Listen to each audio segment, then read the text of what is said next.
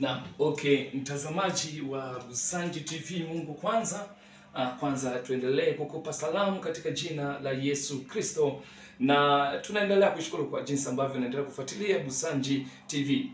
Na kama ambavyo basi tumeendelea basi kuletea taarifa mbalimbali kutoka hapa Busanji TV, toka tumeweka kituo hapa Kitale, ambapo toka Ijumaa Busanji TV tuliweza kufika katika kanisa hili, na sasa unavyoshuhudia sasa tumeweza kukutana na kiongozi mmoja wapo katika kanisa hili ambaye basi ataenda kujitambulisha kwa majina yake na yeye ni nani katika kanisa hili. Karibu sana utufuatilie. Bwana Yesu asifiwe. Amen. Habari ya uzima? Salama sana, labda yenu? Sisi tuko salama. Karibu sana mtazamaji wa Busanji TV, ukiwa unakutazama sasa unatamani kujua wewe ni nani katika kanisa hili, linaitwaje, wapi? Karibu sana. Kwanza kabisa ningependa kumshukuru Mungu kwa kutuwezesha kukutana leo na wenyeji wa Busanji TV. Na tunashukuru sana Mungu kwa ajili ya kutuweka pamoja kama jamii moja tukiwa Wakristo katika sehemu mbalimbali. Yes. Kwa hivyo namshukuru sana Mungu nikipata nafasi hii. Kwanza kabisa nikijitambulisha kwa majina, naitwa Josephat Sikuku ambaye ni mwandishi ama katibu katika kanisa hili la AICC Nendet, ambao tunamtumikia Mungu. Tunatembea pamoja katika njia za kumtumikia Mungu katika hali zote. Kwa hivyo nashukuru sana Mungu, nashukuru. Karibu.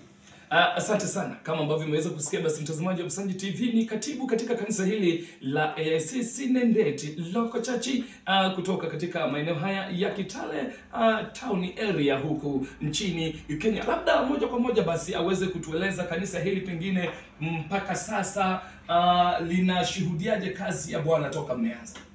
Okay, tunashukuru sana Mungu kwa sababu amezidi kuwa mwaminifu katika kazi hizi ambazo tunajitolea katika kumtumikia. Na tunajua ndio mwito ambao Mungu aliweza kututuma ili tuweze kufanya kazi hii. Na katika kanisa hili tunazidi kushuhudia uwepo wa Bwana, tunazidi kushuhudia nguvu za Bwana. Ni kanisa ambalo tunaona ya kwamba Mungu anatembea na watu wake katika hili kanisa. Na tunashukuru tukijua ya kwamba katika bidii na kujikaza pia na kujaribu kufuata mwito vizuri, kanisa hili litafika mahali ambapo ni pazuri zaidi. Pengine kuna mtu anajiuliza kanisa hili pengine limeanza lini? Je, lina miaka miwili, mitatu ama?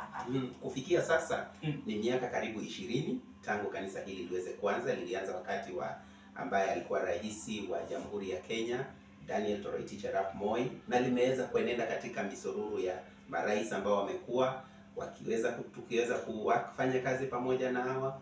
Ni miaka takriban miaka 20 kufikia sasa. Na mafanikio yakoje sasa upande pengine wa waumini? Je, miaka hiyo 20 wanaongezeka au wanarudi nyuma? Na je, mpaka sasa mafanikio yakoje katika kazi ya Bwana?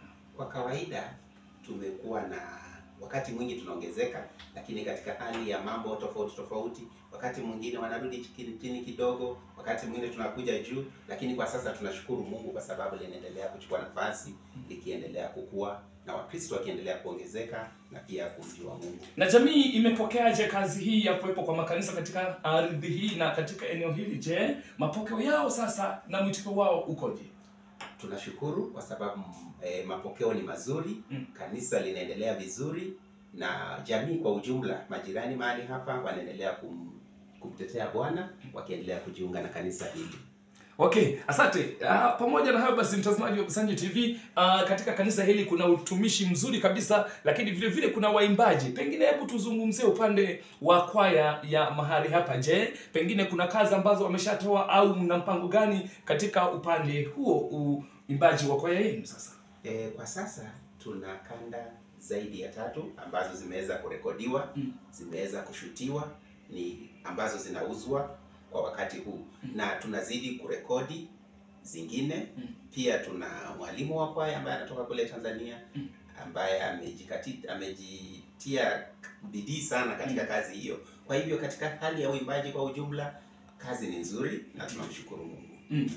Nikitaka basi tuambie pengine hata tunasema appreciate watu kama 5 ambao basi wamekuwa na mzigo kwa ajili ya kanisa kuhakikisha linasogea mbele. Unajua sehemu yoyote lazima kuna watu ambao pengine waliumia au pengine waliamua kutoa maisha yao kwa ajili ya kanisa, aidha wakiwemo hata wachungaji ambao pengine wanawakumbuka ambao wamepita katika kanisa hili na pengine wamestaafu, au pengine hata wazee wa kanisa, pengine tuambie hata watu 5 watatu hivi. Kwanza kabisa ningependa kutoa shukrani zangu sana kwa mzee ambaye tumeweza kumheshimu zaidi katika kanisa hili.